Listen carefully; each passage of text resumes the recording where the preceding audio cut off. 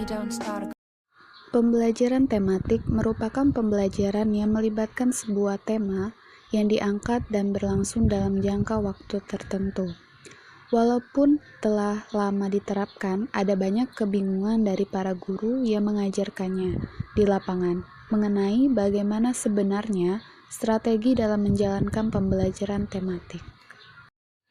Jadi, dalam perjalanan menerapkan pembelajaran tematik, dirasakan ada beberapa kendala yang membuat tidak lancarnya KBM.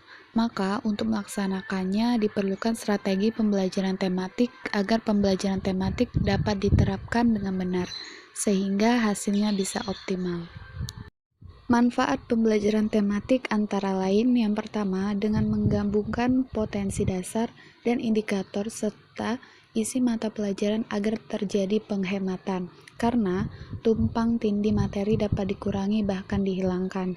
Yang kedua, ada siswa mampu melihat hubungan-hubungan yang bermakna sebab isi atau materi pembelajaran lebih berperan sebagai saran atau alat, bukan tujuan akhir. Yang ketiga, ada pembelajaran menjadi utuh, sehingga siswa akan mendapat pengertian mengenai proses dan materi yang tidak terpecah-pecah.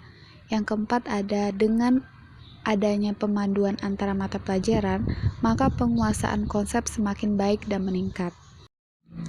Peran pembelajaran tematik antara lain. Yang pertama, peserta didik lebih mudah memusatkan perhatian pada satu tema atau topik tertentu.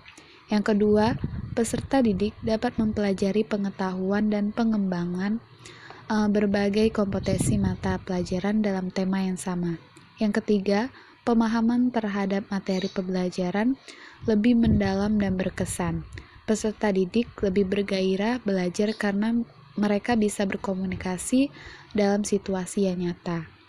Yang keempat, kompetensi berbahasa bisa lebih dikembangkan dengan mengaitkan mata pelajaran lain dan pengalaman pribadi peserta didik. Selanjutnya, peserta didik lebih merasakan manfaat dan makna belajar karena materi disajikan dalam konteks tema yang jelas. Strategi pembelajaran tematik adalah perpaduan dari urutan kegiatan, cara pengorganisasian, materi pembelajaran dan siswa-siswi, peralatan dan bahan, serta waktu yang digunakan dalam proses pembelajaran untuk mencapai tujuan pembelajaran yang telah ditentukan. Pemilihan strategi pembelajaran paling tidak didasarkan pada argumentasi.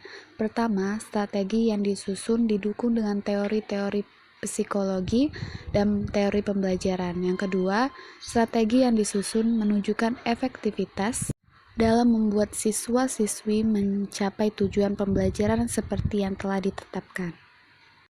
Baik, itulah materi dari saya. Saya akhiri. Bila saya dan salah saya mohon ampun. Saya akhiri. Wassalamualaikum warahmatullahi wabarakatuh.